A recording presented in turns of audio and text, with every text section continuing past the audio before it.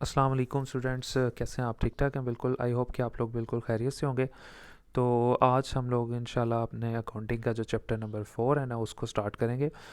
अच्छा, chapter number 4 start करने से पहले प्रीवियसली जो आप लोगों को मैंने चैप्टर अपलोड किया था वो चैप्टर 3 था।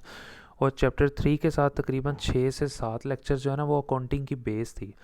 तो मैं आपसे फिर रिक्वेस्ट कर रहा हूँ कि अगर आपने वो बेसिक्स लेक्चर नहीं लिए, यानी कि वो तकरीबन 7 या 8 बेसिक लेक्चर्स हैं जिसमें मैंने आपको डेबिट क्रेडिट के रूल्स के बारे में बताया हुआ है, डिस्काउंट के बारे में बताया हुआ है, सेल रिटर्न, परचेज़ रिटर्न वगैरह के बारे में बताया हुआ है, परचेज़ क्या होती है, इसके अलावा डिस्काउंट्स क्या होते हैं, इसके अलावा रेवेन्यू क्या है, एसेट्स क्या है, इन सारी चीज़ों के बारे में मैंने शॉर्टली एक्सप्लेन किया हुआ है। तो बड़ी छोटी छोटी वीडियोज़ हैं, 10-10 मिनट की हैं। तो तकरीबन वो 5-7-8 वीडियोज़ हैं, तो काइंडली आप वो ज़रूर वॉच कीजिएगा। जब तक आप वो कॉन्सेप्ट्स नहीं ना सीखेंगे तो आपको अकाउंटिंग नहीं आएगी। लेकिन अगर आपने वो बेसिक लेक्चर ले लिए तो आप प्लेलिस्ट में चले जाए, वहाँ आपको मिल जाएंगे। इस चैप्टर की प्लेलिस्ट में ना मैं वो भी दोबारा उसमें भी रख देता हूँ, यानी हर चैप्टर में मैं रख दूँगा वो 7-8 लेक्चर्स। आप सबसे पहले वो लेक्चर्स लें प्लेलिस्ट में जाके, तो फिर इंशाल्लाह ताला आपको बड़े अच्छे तरीके से ना वो समझ आ जाएगी। ले जी, हम लोग शुरू करते हैं आज अपना चैप्टर नंबर 4। और उससे पहले आप लोगों से वही रिक्वेस्ट है कि अगर आप लोग यार चैनल पर नए हैं तो काइंडली चैनल को ज़रूर सब्सक्राइब करें, क्योंकि यूट्यूब का एक वाहद ऐसा चैनल है जिसके ऊपर अकाउंटिंग अपलोड हो रही है। वरना जितने भी आप चैनल्स देखेंगे वो अकाउंटिंग पढ़ा तो रहे हैं लेकिन वो प्रीवियस ईयर्स की पढ़ा रहे हैं। तो ये बिल्कुल न्यू जो आपका सिलेबस है ना ये उसके अकॉर्डिंग है। ले जी, सबसे पहले अगर हम लोग शुरू करें तो चैप्टर नंबर 4 जो है ना वो बहुत इंपॉर्टेंट चैप्टर है। तो ये आप लोगों ने जो है ना लास्ट में जो है ना बड़े अच्छे तरीके से ना ये चीज़ें आप लोगों ने करनी है। सबसे पहले उसने जो है ना यानी कि प्रॉब्लम नंबर 1 दी हुई है, उसने कहा जी अगस्त का मंथ है, ठीक हो गया। और जो है सबसे पहले उसने कहा जी साद था कोई आदमी और उसने बिज़नेस शुरू किया विद कैश। अब ये एंट्री हर सवाल में एक ही होगी, इसको चाहे आप रट्टा मार लें, चाहे इसको याद कर लें, चाहे इसका कॉन्सेप्ट है। जब भी वो कहते हैं ना कि बिज़नेस को स्टार्ट किया, देखिए बिज़नेस को स्टार्ट करने के लिए ज़ाहिर है कि क्या चाहिए होगा, सिंपल सी बात है कि जब भी हम लोगों ने बिज़नेस को स्टार्ट करना है तो बिज़नेस को स्टार्ट करने के लिए आपको पता है हम लोगों को जो है ना सिंपली, यानी कि जो भी चीज़ें चाहिए होंगी, एसेट चाहिए होगी, कुछ भी चाहिए होगा, जब भी हम लोगों ने बिज़नेस को स्टार्ट करना है तो सिंपल सी बात है वो स्टार्ट को कहते हैं कैपिटल। ज़ाहिर है कैपिटल तो चाहिए ना। तो हमेशा जो भी चीज़ बिज़नेस में आएगी उस ठीक है उसको हम लोग डेबिट कर देंगे और जो कैपिटल होगा उसको हमेशा क्रेडिट करना है। ये एंट्री आपने हमेशा जो है ना याद रखनी है। ठीक है जी, सबसे पहले परफॉर्मा बना लें। परफॉर्मा किस तरह बनाते हैं? सबसे पहले क्वेश्चन नंबर 1 जो है उसमें जो है ना 7 जनरल, जो अगर आपकी बुक पे नहीं भी कोई नाम लिखा हुआ, आप कोई वैसे खाली नाम लिख के जनरल लिख के for the month of March जो है ना वो मैंने लिख लिया। अगर आपकी बुक पे कोई और लिखा हुआ है मंथ तो आप वो लिख लें। ये लिख के उसके बाद आप जो है ना ये इस तरह से जो है ना एक ये वाला कॉलम, दूसरा कॉलम, तीसरा कॉलम और ये वाला डेट, यानी इधर आप जो है ना डेट मेंशन कर देंगे, यहाँ डिटेल्स आ जाएंगी और ये डेबिट वाला एक ऑप्शन हो जाएगा और ये क्रेडिट वाला। अब सबसे पहले उसने ये कहा कि बिज़नेस शुरू किया कैश के साथ, तो जाहिर है बिज़नेस में कैश आया। अब कैश क्या था? हमारा एसेट था। और एसेट बढ़ा क्योंकि बिज़नेस में आया ना कैश, तो कैश बढ़ के क्या हो गया? डेबिट। क्यों डेबिट हुआ? क्योंकि कैश एक एसेट था। तो अब आप यहाँ देख सकते हैं कि कैश को हम लोगों ने डेबिट कर दिया। जिसको डेबिट करना होता है इसको थोड़ा पीछे करके लिखते हैं यहाँ पे। अब जाहिर है कि जब उसने बिज़नेस को शुरू किया है तो जाहिर है अब जो मालक था उसने बिज़नेस में कैश डाला है तो वही उसका कैपिटल था। तो कैपिटल भी बढ़ गया। कैपिटल एक लाइबिलिटी होती है। जाहिर है बिज़नेस के सर पे लाइबिलिटी होती है, जो मालक को उसने जवाब देना होता है, जिसने कैपिटल इन्वेस्ट किया होता है। हमेशा आप एंट्री याद कर लें कि कैपिटल ने हमेशा क्रेडिट होना है। ये इसकी एक एंट्री पक्की एंट्री होती है। तो नीचे आप अपने पास से इंग्लिश लिखते हैं जी, बिज़नेस स्टार्ट लिख दें विद कैश या बिज़नेस कमेंस विद कैश। ये अपने पास से आपने इंग्लिश याद कर लेनी है, इसको वैसे आप जो है ना लिख सकते हैं अपने पास से। तो ये थी इसकी पहली एंट्री। अब अगर आप दूसरी एंट्री देखें, उसने कहा जी परचेज़ किए हैं गुड्स फॉर कैश 10,000 की। अब इस बात को समझ रहे हैं बड़े ध्यान से, जब भी लफ्ज़ आ जाएगा ना परचेज़, तो इसका मतलब होगा वो आपकी गुड्स होंगी। गुड्स का मतलब वो आपकी चीज़ें होंगी। फॉर एग्ज़ाम्पल अगर आप फर्नीचर का काम करते हैं तो आपकी जो गुड्स होगी या फिर परचेज़ होंगी, उसको हम लोग ज़ाहिर है वो क्या होगी? वो लकड़ी होगी, वुड होगी। ठीक है, अगर आप फर्नीचर का काम करते हैं तो आपके लिए गुड्स लकड़ी आएगी, जितनी भी लकड़ी आएगी, ठीक है, पेंट वगैरह आएगा, ये सारी चीज़ें, कील वगैरह आएंगे, इन सारी चीज़ों को हम लोग कहेंगे गुड्स। इसके कई नाम है, परचेज़ भी कहते हैं, गुड्स भी कहते हैं और इन्वेंट्री भी कहते हैं। ये तीनों लफ्ज़ यूज़ होते हैं, लेकिन आपने एंट्री परचेज़ के नाम से करनी है। अब उसने कहा है वो परचेज़ उसने की है चीज़ें, कैश दे के आया वो और 10,000 रुपये। अभी देखें इस एंट्री को किस तरह हल करेंगे। अब जब उसने परचेज़ किया, तो जब हम कोई चीज़ परचेज़ करके लाते हैं ना, वो डिपेंड करता है को कौन सी चीज़ है। अगर तो हम गाड़ी वगैरह बड़ी चीज़ परचेज़ करके लाएँ तो वो हमारा एसेट होता है। अगर हम कोई छोटी मोटी चीज़ें लेके आएँ, गुड्स लेके आएँ, तो वो हमारा एक्सपेंस होता है। तो अब ये आपको तब समझ आएगा जब आप जाके 7 जो है ना 8 मैंने बेसिक लेक्चर्स दिए हुए हैं अकाउंटिंग के, आप पहले जाके वो अच्छे से देखें प्लेलिस्ट में जाके। ठीक है जी। ले जी, उसके बाद फिर वही बात दोबारा जो कि मैं आपको कह रहा हूँ कि उसने परचेज़ किए हैं गुड्स। अब गुड्स जो बिज़नेस में आई हैं तो ज़ाहिर है बिज़नेस का एक्सपेंस बढ़ गया, गुड्स जब बढ़ गई हैं तो गुड्स क्या था, एक्सपेंस, तो एक्सपेंस बढ़ गया। तो आपको मैंने याद करें बेसिक लेक्चर में बताया था कि एक्सपेंस जो है ना हमेशा बढ़ के डेबिट होता है। ठीक है। और कैश हम उसको दे आए हैं जिससे लेके आए हैं, तो कैश हमारा एसेट होता है। तो यहाँ पे चला गया हमारे हाथ से तो कम हो गया, तो जाहिर है एसेट कम होके क्रेडिट होता है, तो कैश यहाँ पे कम होके क्रेडिट हो जाएगा। और गुड्स जो है ना बिज़नेस में आई हैं तो सिंपल सी बात है गुड्स जो है ना वो बढ़ जाएगी। आप देख सकते हैं इसकी एंट्री हम लोग किस तरह से कर सकते हैं, बड़ा सिंपल सा तरीका है, कोई मुश्किल नहीं है, आप इजीली कर सकते हैं लेकिन बेसिक लेक्चर्स के साथ। सबसे पहले आपने क्या किया, परचेज़ अकाउंट लिखा और नीचे कैश अकाउंट। परचेज अकाउंट थोड़ा पीछे करके लिखते हैं, ये चीज़ ऊपर होती है डेबिट। अब परचेज़ हमारी बढ़ी है ना, चीज़ें आई हैं बिज़नेस में, तो चीज़ें क्या थी, हमारा एक्सपेंस था, तो परचेज़ भी हमारा एक्सपेंस है। कोई भी चीज़ अगर आप लेके आते हो तो ज़ाहिर है आपका एक्सपेंस ही है ना, तो परचेज़ बढ़ के डेबिट हो गया और बदले में आप कैश दे के आए तो कैश कम हो गया। और कैश क्या था, हमारा एसेट था। और सिंपल सी बात है, जब भी एसेट कम होता है तो वो क्रेडिट होता है, तो कैश चला गया तो क्रेडिट हो गया। कितने से हो गया जी, 10,000 से। नीचे आप लिख लें गुड्स बॉट फॉर कैश या गुड्स बाय फॉर कैश लिख सकते हैं अपने पास से कि यार हमने चीज़ें कैश के बदले ख़रीदी। इसको नरेशन कहते हैं। ये जो नीचे इंग्लिश में हम लोग लिखते हैं ना, इसको कहते हैं नरेशन। नरेशन का मतलब होता है कि ये ऊपर वाली एंट्री को ना, ये लाइन थोड़ा सा ना एक्सप्लेन करती है। ले जी, उसके बाद दोबारा फिर उसने यहाँ पे एंट्री दी, उसने कहा चीज़ों को ना सेल किया है और कैश भी मिला है हम लोगों को 12,000। जब भी वो आपको एंट्री दे देना कि सेल किया है, तो सेल हमारा होता है रेवेन्यू, हमारी इनकम होती है वो। और इनकम जब भी बढ़ती है ना वो क्रेडिट होती है, ये आपने याद कर लेना। अभी देखें, हमने चीज़ों को सेल किया तो कैश बिजनेस में आया। ज़ाहिर है जो आप जब कोई चीज़ सेल करोगे कैश तो वो देगा ना, तो कैश जब बिजनेस में आएगा तो कैश हमारा एसेट है और एसेट बढ़ के जो आपको पता है वो डेबिट होता है, तो कैश को डेबिट कर देंगे। और ये जो सेल है ना, सेल ये हमारा रेवेन्यू होता है। सेल भी बढ़ी तो इसका मतलब हमारा रेवेन्यू भी बढ़ गया, और सेल को हमेशा क्रेडिट करना है। और कैश बिजनेस में आया तो कैश हमारा एसेट है, कैश को हम लोगों ने हमेशा डेबिट कर देना है। तो इसकी एंट्री भी आप बड़े सिंपल तरीके से आप देखें यहाँ पे कर सकते हैं। ये देखें जी, सबसे पहले कैश अकाउंट, कैश आया बिजनेस में तो कैश को अकाउंट को डेबिट कर दिया। और सेल भी बढ़ी तो सेल अकाउंट को हम लोगों ने क्रेडिट कर दिया, यानी अकाउंट आप साथ लिख ले, यानी कि कैश यहाँ डेबिट हो गया और सेल जो है ना यहाँ पे क्रेडिट हो गया। और सिंपली नीचे आप लिख सकते हैं गुड्स सोल्ड फॉर कैश, यानी ये इस लाइनों को एक्सप्लेन कर रहा है कि हम लोगों ने चीज़ें बेची हैं और हमें कैश भी मिला है। ठीक है, तो ये वाली एंट्री साथ साथ चलती रहेगी। उसके बाद उसने कहा जी रेंट पे किया, पेड रेंट 3,000 का रेंट जो है ना वो पे किया। अब सिंपल सी बात है, जब भी वो बात करें ना कि रेंट पे किया है, मैंने आपको बेसिक लेक्चर्स में मैं आपको बार बार कह रहा हूँ कि जब तक आप वो 7 बेसिक लेक्चर्स नहीं लेंगे आपको अकाउंटिंग समझ नहीं आएगी। वो आप 7 बेसिक लेक्चर ले रहे हैं, आपको पूरी बुक समझ आ जाएगी अच्छे तरीके से। रेंट पे किया, अब रेंट क्या है, रेंट हमारा एक्सपेंस है। देखिए ना, आप बिल्डिंग में रहते हैं, रेंट पे रहते हो, तो जाहिर है हर मंथ जो है ना मालिक मकान आके जो है ना आपका दरवाज़ा नॉक करेगा, जी ना आप दे दें रेंट, तो आप उसे खाली दुआएं थोड़ी दे दोगे कि बस ठीक है जाओ, उसको देना पड़ेगा ज़ाहिर है कुछ ना कुछ। तो वो जो आप चीज़ दे रहे हो, जो उसको पैसे दे रहे हो, वो आपका एक्सपेंस है। तो रेंट जो है ना वो हमारा एक्सपेंस है, तो एक्सपेंस हमेशा बढ़ता है, यानी कि बढ़ के हमारा एक्सपेंस जो है ना बढ़ के क्या होता है, डेबिट।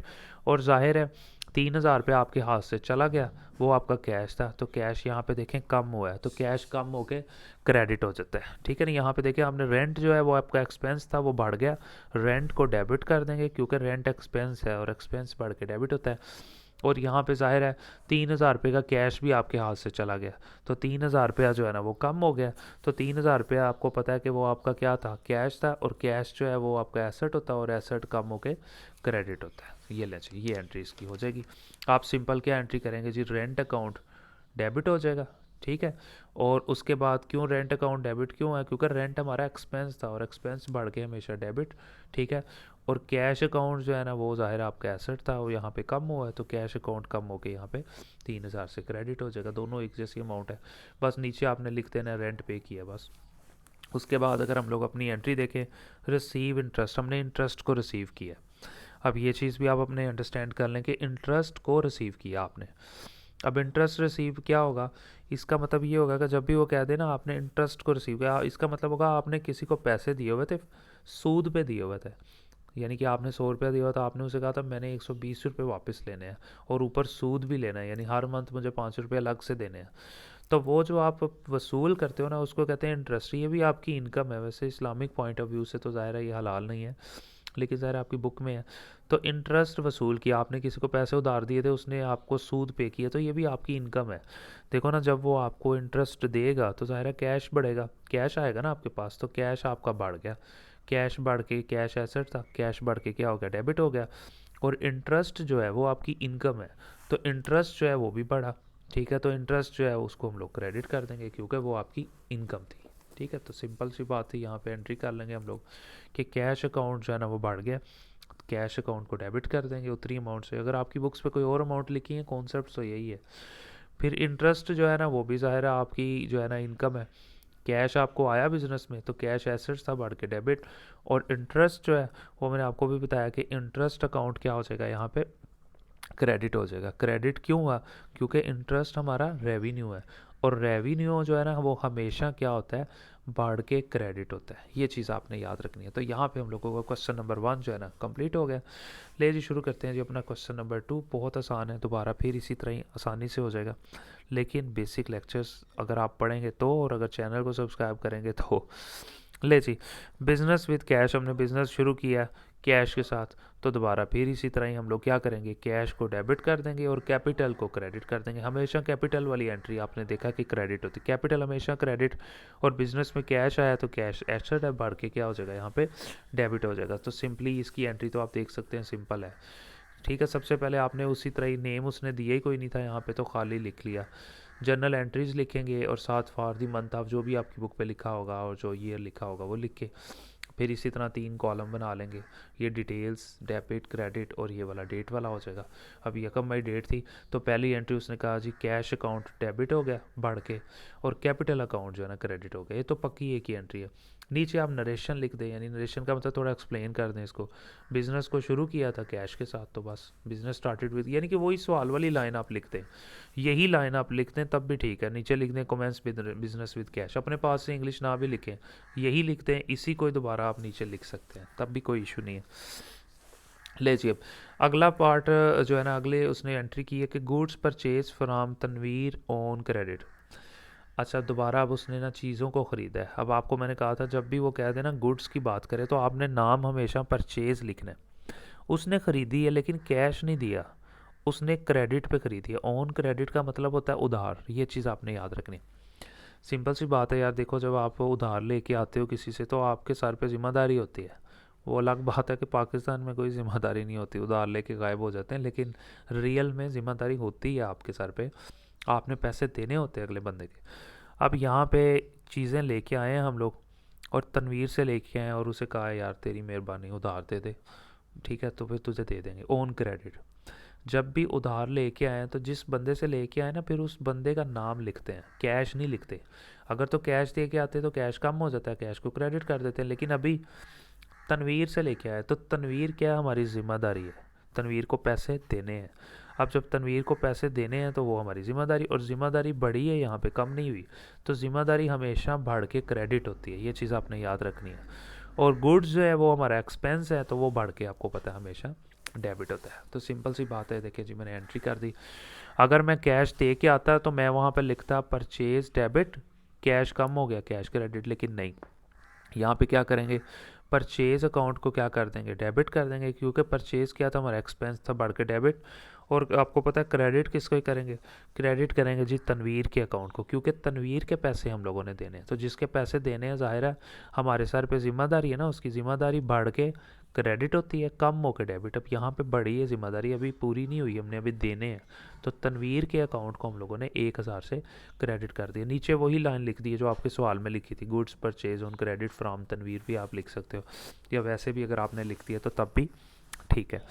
उसके बाद फिर वो कह रहा है जी परचेज टाइपराइटर फ्राम मुजम्मल। अब आपने ना टाइपराइटर ख़रीदा है मुजम्मल से, ठीक हो गया।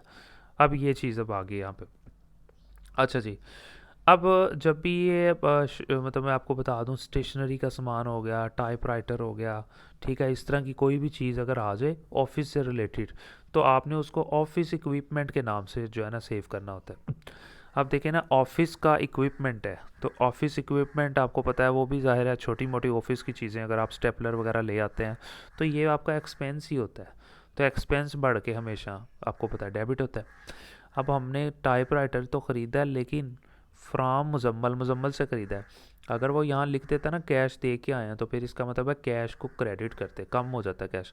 लेकिन फिर उसने बंदे का नाम लिखा हुआ है, जब भी वो बंदे का नाम लिख देना तो इसका मतलब वो उधार ही लेके आए हैं, उस बंदे के पैसे देने हैं, तो उस बंदे को क्रेडिट करना होता है हमेशा। अभी आप देखें यहाँ पे चीज़ें हम लोगों ने जो है ना परचेज जो है ना टाइपराइटर की है। अब टाइपराइटर आपको पता है हमारा क्या होता है जी, एक्सपेंस होता है सिंपली। तो टाइपराइटर को हम लोग क्या कर देंगे, सिंपली जो है ना एक्सपेंस है, टाइपराइटर नहीं लिखेंगे, लिखेंगे ऑफिस इक्विपमेंट। वो हमारा एक्सपेंस है तो बढ़ के डेबिट। और मुजम्मल के पैसे देने हैं तो ज़ाहिर है सिंपल सी बात है, मुजम्मल को हम लोग क्या कर देंगे यहाँ पे, सिंपली क्रेडिट कर देंगे, क्योंकि मुजम्मल के पैसे देने हैं। देखें, ऑफिस इक्विपमेंट, टाइपराइटर की जगह लिखेंगे ऑफिस इक्विपमेंट। वो आपका ऑफिस इक्विपमेंट जो है वो ज़ाहिर है आपका एक्सपेंस है, वो बढ़ के क्या हो गया, डेबिट। और मुजम्मल के पैसे देने हैं, ज़ाहिर है हमारे सर पे ज़िम्मेदारी, और ज़िम्मेदारी बढ़ के क्रेडिट होती है, मुजम्मल को क्रेडिट कर देंगे। कितने से, जितनी अमाउंट लिखी हुई है ऊपर 10। नीचे आप लिख देंगे जी टाइपराइटर परचेज़ किया था ऑन क्रेडिट, वही चीज़ जो आपकी बुक पर लिखी हुई है, यानी वही लाइन, यही लाइन आप लिख सकते हो, टाइपराइटर फ्रॉम मुजम्मल। नीचे जो इंग्लिश है वो याद नहीं करनी, यही लाइन उठा के नीचे नरेशन में लिख देनी है, कैश सेल टू रहीम। बड़ी इंपॉर्टेंट बात करके गया।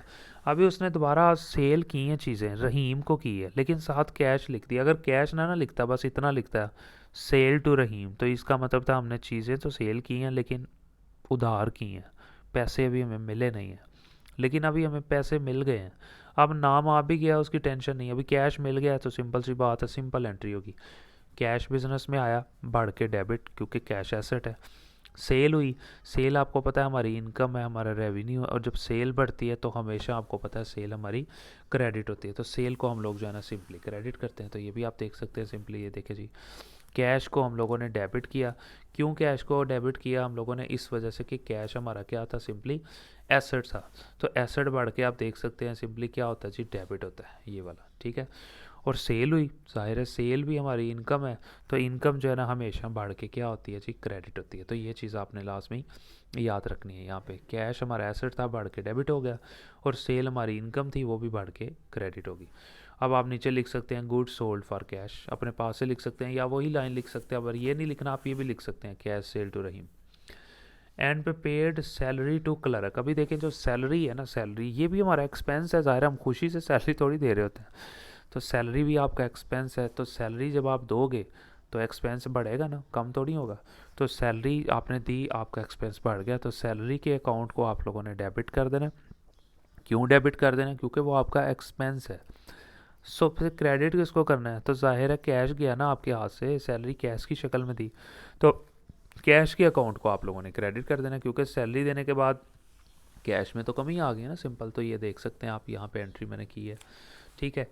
ये लें जी, सैलरी अकाउंट जो हमारा एक्सपेंस है सैलरी, और सैलरी बढ़ के जो है ना डेबिट हो जाएगी, क्योंकि एक्सपेंस बढ़ा है ना, ठीक है। तो वो बढ़ के क्या हो जाएगी, डेबिट। और कैश हमारा कम हुआ है, तो कैश कम हो के आप देख सकते हैं यहाँ पे क्रेडिट हो जाएगा जी, उतने से ही। और नीचे आप यहाँ पे जो है ना लिख देंगे जी सैलरी पेड, या कुछ भी आप यहाँ पे लिख सकते हैं।